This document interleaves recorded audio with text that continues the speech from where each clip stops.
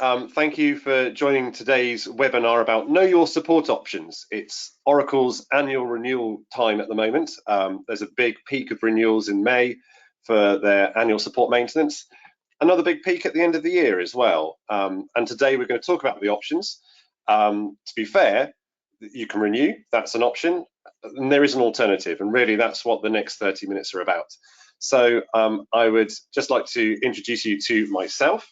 So my name is Martin Biggs. I am the Vice President and General Manager for Spinnaker Support based here in London for EMEA. And I am delighted to be joined today by Mr. Mark Chattin, who's the Infrastructure and Operations Manager of Correla.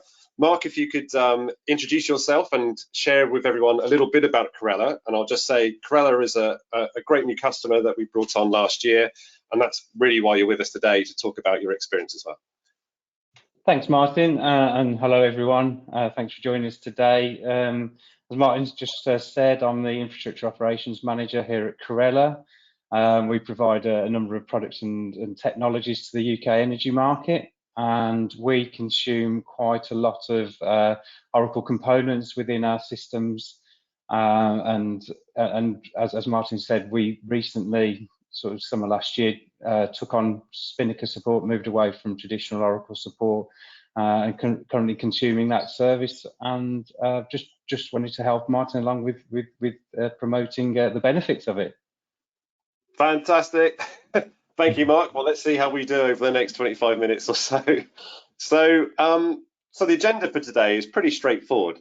We're going to talk first about what I'm terming the unnecessary pains of Oracle support, be it forced upgrades, vendor lock-in, about what happens with multiple security patches and other updates, and of course, the difficult annual negotiations, which a lot of you will be experiencing. Then we want to talk about how that aligns to your goals, your IT goals, and how we can help. Finally, how we solve your pain points around that, and we can briefly talk about the way forward. So I will jump straight in, and I do want to say, if you've got any questions, please put it in the chat, and we'll try and get to answer as many as we can at the end of this webinar. So, pain number one, forced upgrades. I should be clear, no one's forced to upgrade at all. But if you want to maintain being supported, fully supported, patches, security patches, and so on, then of course, there is a lot of end of life that happens on Oracle technology. As we'll talk later, there isn't strictly end of life, but our mainline support before technology goes into what's called sustaining support, where there are no new updates, no new patches, no new security vulnerability fixes. There's a lot of movement at this moment. So this year, Oracle Database 12.1 and Oracle Database 12.2 will both be moving out of enhanced support into sustaining support. Similarly, eBusiness Suite 12.1 and WebLogic Server 11G, both last year, at the end of last year, went into sustaining support. And that means that customers have a choice. They could decide to stay on those versions, but there is obviously a risk, a security risk.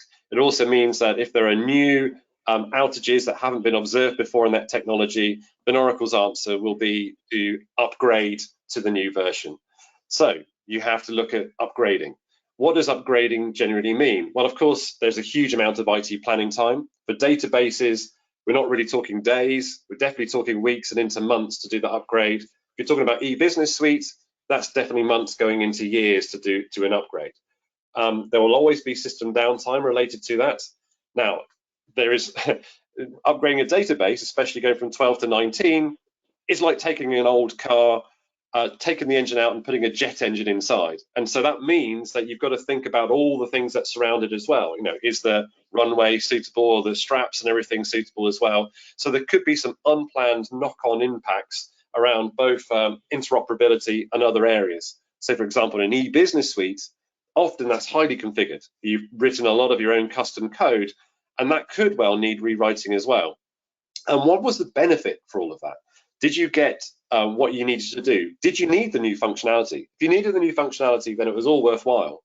But I spoke to a major credit card company just a week and a half ago, and they were saying they've just upgraded all of their thousands of Oracle 12 databases up to version 19, on the understanding that that was the only thing they could do to make it all supported, in quotes, and they weren't aware of what we could have done. And they were like, if only we knew all of that IT time, that IT budget that was locked into that upgrade strategy for zero benefit, they could have offset.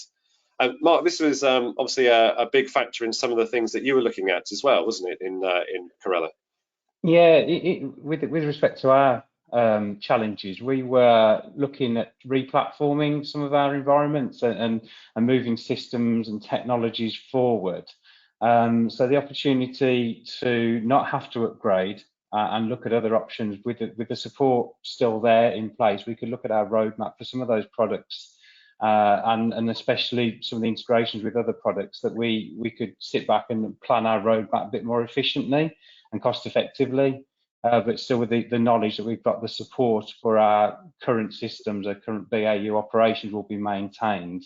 And we can sit back and look at our roadmap with a bit more of ease, basically. So yeah. And we've got a couple of clients at the moment, some who are looking at e-business suites and they're looking to move off of that in the next year or so, or they're looking at, say, Agile PLM and looking to move off of that in the next couple of years. But because they all sit on databases, they're believing they have to upgrade those databases to 19 to be supported, which is correct if that they have their support with Oracle. And then that's forcing them to upgrade both the Agile or EBS environments, which they don't want to. That's an unnecessary upgrade step before they're then rolling off at some point in a year or so's time. And I think, Mark, that's a sort of similar scenario that what you're talking about. So yeah, we're able to provide a level of support on those databases, a very high level of support, which means that they could be fully updated, fixed, and the vulnerabilities addressed in a way which, of course, Oracle's not offering here. I mean, some of our systems, I'm sure many of the participants today have systems that have complex integrations with a number of other products. And you know, if you're looking at a planned upgrade, then you've got to look at all the components. And for us, it would be months, even years, to get everything sort of in our suite of components upgraded. So definitely was a big challenge for us. So, number one pain point: these forced upgrades. And we don't believe that's the right approach. Our belief is you should be on the version that's right for your organization. If you want to be running, and we do have clients today running on Oracle version 8, we fully support that on the database. It's what's right for you. And then you upgrade because you want to, because there's a business reason to have that new functionality, not because somebody somewhere tells you that it's no longer going to be supported. The next unnecessary pain, as we say, of Oracle support is vendor lock-in. Now, it's quite a complex scenario, and I'm trying to come up with a picture that explains what we're talking about here. So there's two areas where Oracle's really good at providing a level of vendor lock-in. Now, of course, they're also very good at writing excellent software, but their contracts and terms and conditions are also excellent as well, depending on whose perspective you're looking at that from. So one area is, and this was a big part for Correla, where if you just look at the database family of products, if you want database staying with Oracle at the same rates and the same volume, then fine. But if you're looking to move some or all of that to another technology over time, then Oracle's going to say, fine, you can go do that, but we're going to charge you every year the same maintenance charge, which can be in the millions, until you've removed the very final database, and at that point it will go to zero. But there's no ratcheting between the two. So we've had a lot of banks that have come to our service over the last year and a half who are looking to move to Postgres, for example, and so we're able to tier our support and our charges related to their tiering of database. And Mark, you are similarly moving to MS SQL Server in Azure, right? Yeah. So we've got a suite of systems across our estate, and we're looking to move a subset of that into Azure and re-platform it into SQL. And that was part of our roadmap. But when we looked at our sort of Oracle arrangement, it was like Martin said, you know, we couldn't remove that component from our support contract. It was an all or nothing thing. You either remove everything or support everything. So it was a big shock to us on that front, you know, quite late stage in the roadmap to actually find that out. So luckily, obviously, we had other options, and that worked for us. You know, it gave us that nimble approach, that more granular approach to support that we're absorbing now. And this picture is then explaining the next level of lock-in. So we've talked about how you can't necessarily vary the quantity of support. So for example, if you have a lot of what Oracle might call shelfware, you're still having to pay the annual support for it. But here is talking about if you've got multiple product families. So here we're showing 4 product families: the database product family, the Siebel product family, the WebLogic family, and eBusiness Suites. If you've ordered those all together, or there are some orders that have Oracle orders, I'm talking here, on the same contract, then actually they're connected commercially as well. And you can't trivially say, all right, I want to turn off all my database, but if you're on the same contract as Siebel and you want to keep Siebel, then you suddenly get into what Oracle calls a repricing exercise. And guess what? Again, it becomes financially untenable to do that. So you might be in a situation where you're very happy with your e-business suite being with Oracle, but you want to move your Siebel to Salesforce.com, and that's where you can see someone trying to pull away. But you cannot, because you're tied all together. And this is our biggest challenge. We see a lot of customers really frustrated that they can't tier their organization's IT to what the business is asking for. And we're not saying, we are absolutely not saying that clients should move away from Oracle. I mean, if we did that, we don't have a business anymore. But we do say that your environment should be what's right for you, not what's right for the publisher. So if, as in Correla's case, you want to be moving some of your databases to MS SQL, but keep some of them with Oracle, but you want to keep WebLogic, but maybe tier it back a bit, you should be allowed to do that. And we will tier our charges and our commercial relationship to do that. And I think that was probably the full story, Mark, of what we were seeing. Absolutely, yeah. I mean, obviously the options we've got now, we consume these options, and as you know, we're dropping things on, taking things, into support with yourself, when we want to, not when we're told to. So I think it's worth noting, in terms of the contractual arrangements, it's more of from an organisational point of view. So you might have multiple support contracts within your organisation, but they're actually linked to your organisation, which is one of the key points that we found. So yeah. Yes, you had 2 separate IT environments, but because they were under the same legal entity, that in Oracle's view, they were the same. So you couldn't turn off some databases over here and keep those databases with us, or vice versa. It was all or nothing. Yeah, absolutely. That needs a lot of inspection from a lot of people to make sure everyone's moved. Let's talk about the next one then. So this is more about security patches and update patches. So the fact that on a quarterly basis, and don't get me wrong, the fact that Oracle provides security updates is obviously a key feature of what they can provide. But it's not always the anathema and provides everything that which clients are looking for. So for a start, you often have multiple fixes in one patch. And a lot of the patch updates will require regular downtime on a quarterly basis. And as we've seen, and we could provide plenty of analysis over the years, the vulnerability that's identified is not always resolved. There's good examples of, if you go back over the last 4 years, the same vulnerability being addressed on a quarterly basis. So the confidence that it's been fixed is not necessarily 100% there. And the thing which all IT departments are aware of is the unintended side effects. And obviously I'm doing a pun here around vaccines and so on. But of course, the reason you have to test thoroughly the patches and updates is because that will happen. When you're changing things in the code in depth, then sometimes knock-on effects can happen in an unintended way, because everyone's environment is quite different. When you get out of the software layer, or even the configuration of the software, but beyond that, you've got the rest of the IT stack, which can impact an outcome. So our approach is very different on the security side. And we know it's incredibly rigorous because lots of clients running critical national infrastructure or high availability environments like Mark's, and I'll ask him to talk about this in just a second, but also in highly regulated industries like retail banking and so on, have really looked at the way that we will approach this in a way that Oracle won't. So we don't provide patches, but we address the vulnerabilities as they're announced each quarter, or as they come alight. And of course, the most recent example of that was with Log4j, where we were able to react to that very quickly, provide, address the vulnerability at source, rather than rely on multiple patches and iterations of those patches, which were hugely disruptive to those people that were reliant on Oracle patching. I don't know, Mark, if that was something, I mean, obviously you experienced that whole piece through with us over that time. Yeah, absolutely. And this is one of the key decision points, you know, apart from anything kind of financial or anything else, it was the security side. So not having the access to official Oracle CPU patches and stuff like that, that was a kind of big concern for us.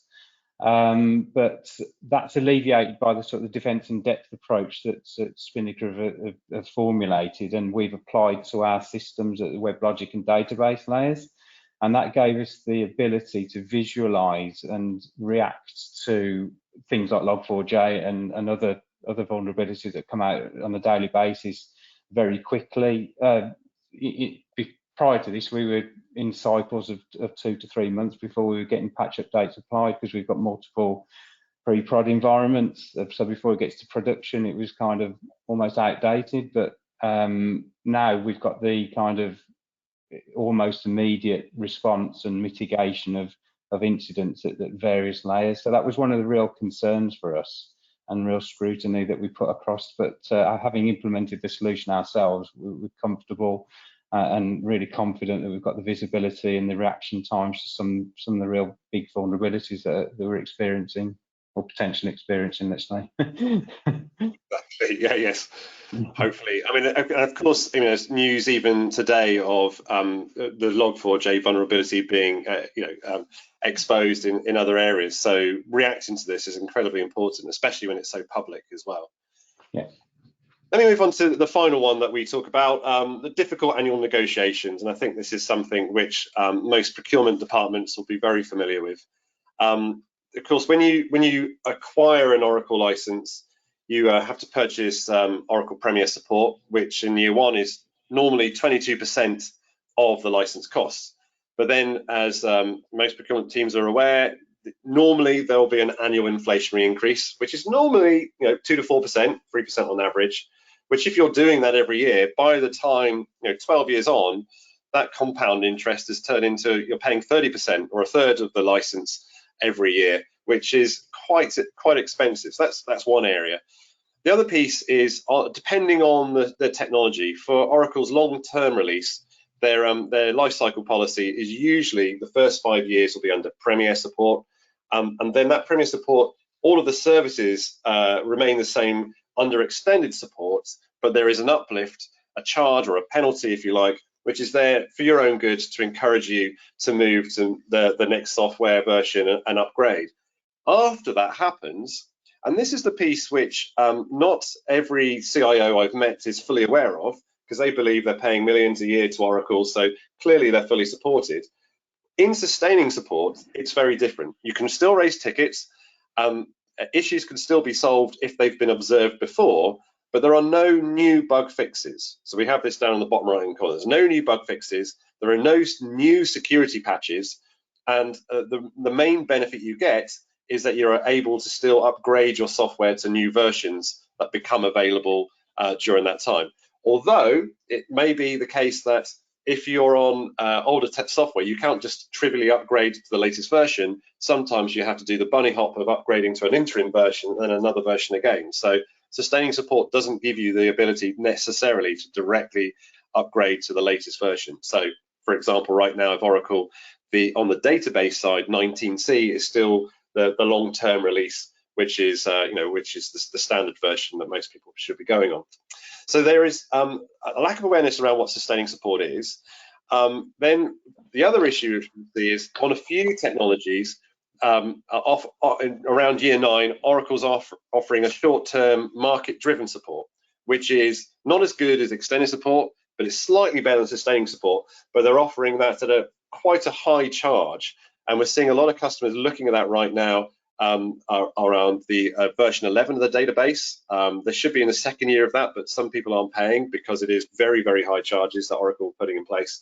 And of course, we're looking at, as we mentioned a few slides back, version 12 of the database is coming to end of life soon. So what will happen? No market-driven support has been announced yet, but we can expect something will happen, whether it will be a short-term free extension or whether it'll be a charge extension, we don't know.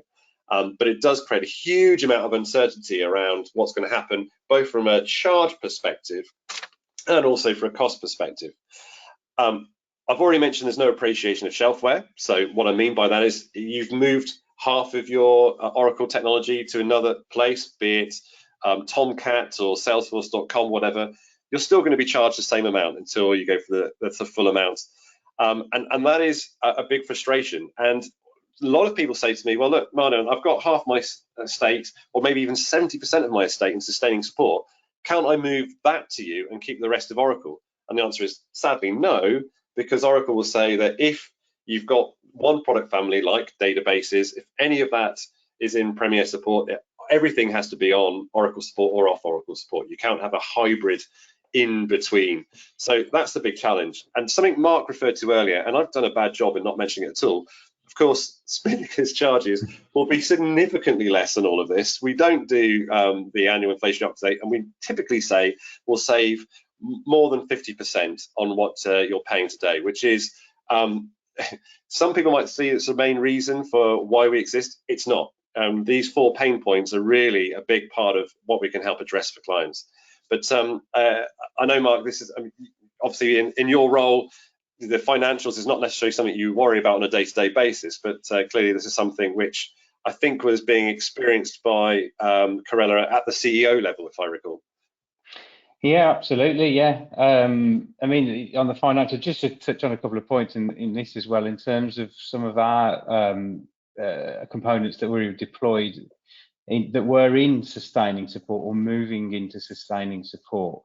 Very quickly, obviously with no bug fixes, security patches and stuff like that, very quickly, once we took on your support provision, we had issues, bugs and stuff like that that were apparent in that software that were causing us pain points, causing us support issues and overhead in resources to manage it, and they were very quickly resolved, and bug fixes developed by Spinnaker, as you know, in the first few months of those areas. So yes, so just touching on that sustaining support part, it's quite a key part from your support provision that your technicians cover that as well.